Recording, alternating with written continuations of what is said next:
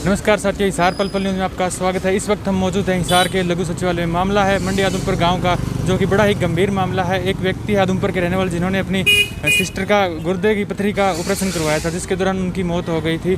तो आइए जानते हैं इस पर इनका क्या कहना है और आज हिसार क्यों पहुँचे। नमस्कार सर। नमस्कार जी। सर, क्या मामला था पूरा? सर, मैंने मेरे सिस्टर का 1 तारीख को सभी टेस्ट वगैरह आस्था हॉस्पिटल में करवाए थे सर। तो वो सारा रिकॉर्ड देखने के बाद में हमारा फाइनल हुआ जाए 45,000 रुपये में जी। डॉक्टर साहब ने बोला भी कभी करवा लेना, इतने पैसे लगे। हमने दूसरे दिन 10 बजे का टाइम ले लिया था जी। और हमारा डॉक्टर ये CMO है सर्वोदय में, सुशील कुमार जी, उनसे थोड़ा बहुत रिलेशन था। भैया ने बोला उनसे मिल लेना थोड़ा। तो फिर मैं उसके पास गया जी।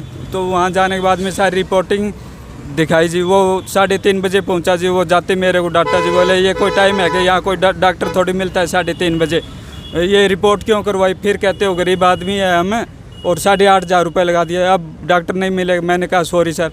तो कहा अब सीधे जाओ आप अग्रवाल डॉक्टर क्षितिज से मैं बात करता हूँ, वहीं मिलेंगे जी। तो मैं मेरी रिपोर्ट वगैरह लेके वहाँ गया जी। उन्होंने मेरा आधी घंटा टाइम दिया जी। 1 घंटा बाद में मैं पहुँचा।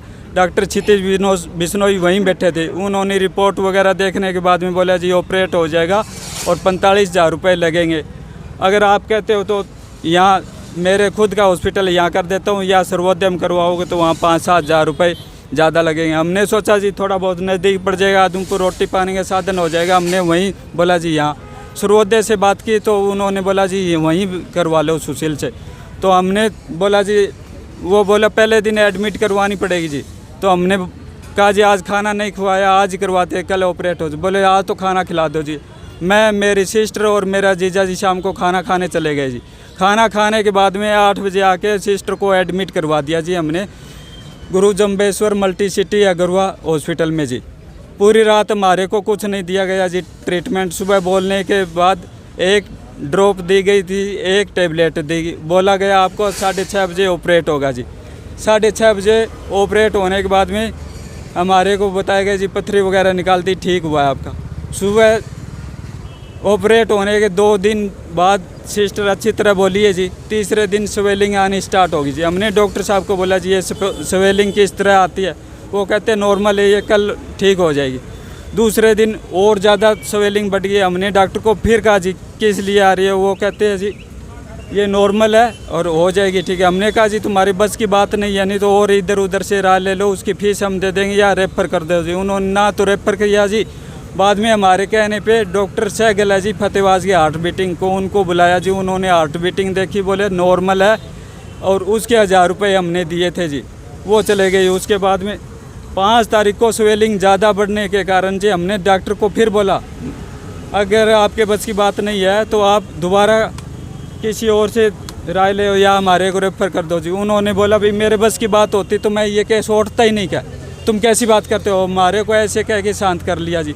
5 तारीख को मेरे को बुलाया जी दोपहर 2 बजे, और मेरे से लिखवाया गया जी कि मरीज़ के सांस की दिक्कत होने के कारण इसको वेंटिलेटर पे ले रहे हैं, जल्दी डिसीजन लो। मैंने कहा जी ये मैं क्यों लिखूं? पहले तो कोई दिक्कत ही नहीं, सारे टेस्ट करवाए हैं, छोटा सा ऑपरेट होते हैं, सारे टेस्ट करवाते हैं, उसमें कोई दिक्कत ही नहीं थी जी। तो उन्होंने बोला जी जल्दी डिसीजन लो, है सीरियस है। तो मैंने साइन कर दिए जी उस पर। जब मरीज़ को वेंटिलेटर पर तभी लिया जाता है जब सब 70% ख़त्म हो जाता है जी वो। उसके बाद में 6 तारीख को जी पूरे दिन हम वहाँ बैठे रहे जी। हमारे को कोई भी मिलने नहीं दिया गया जी। वहाँ ICU में कैमरे लगे हुए हैं जी, वो सारा पता देंगे। मेरी सिस्टर के दोनों हाथ और पैर मंदे हुए थे जी। यहाँ नलकी लगाई हुई थी जी। और हमारे को रात को 11:30 बजे कहते हैं जी यहाँ से सर्वोदय में रेफ़र करना पड़ेगा, जल्दी पैसे जमा करवाओ जी। हमने 35,000 रुपये वहाँ 45,000 रुपये जमा करवा दिए जी। और फिर मैं पैसों का इंतजाम करने के लिए मैंने कहा जी 20 मिनट दो, आदमपुर नज़दीक है, मैं और ले आता हूँ। मैं और मेरा जीजा जी वहाँ से चले जी। और 8 किलोमीटर जाने के बाद में एक डंपर था जी, वो ख़राब हुआ। उसके आगे पीछे पेड़ डाले हुए थे जी। मोटरसाइकिल थोड़ा स्पीड पे था जी। आगे से ट्रैक्टर आ गया, मेरा संतुलन खो गया जी। तो वहाँ हम गिर गए जी। वहाँ मेरे चोटें आई और मेरे जीजे से कोई चोटें आई जी। फिर मैंने भैया को फ़ोन किया जी अग्रवाल हॉस्पिटल में। तो वहाँ वो छोटा भाई था जी, उसके पास मैंने कहा ऐसे ऐसे एक्सीडेंट हो। उसने डॉक्टर को बताया जी, बोले यहाँ से तूने लड़की को रेफर कर दिया, उधर एक्सीडेंट हो। उसने एम्बुलेंस भेजी जी, एक कंपाउंडर भेजा जी वहाँ पे। वो लेके मेरे को आए जी, और मेरा जीजा जी को वहाँ टांके वगैरह लगाए जी। भैया वो पैसों का इंतजाम करके आए जी। रात को 12:30 बजे उन्होंने मेरी सिस्टर को आईसीयू से निकाल के और एम्बुलेंस में फिट किया जी, और वो सारी ऑक्सीजन और सारी मशीनें वहाँ लगाई जी। वहाँ पे जो वीपी थी 120 दिखा रहा था जी। सूर्योदय में आने के बाद में 37 से ऊपर नहीं चढ़ी जी, और डॉक्टर खुद आके सूर्योदय में एडमिट करवाया जी।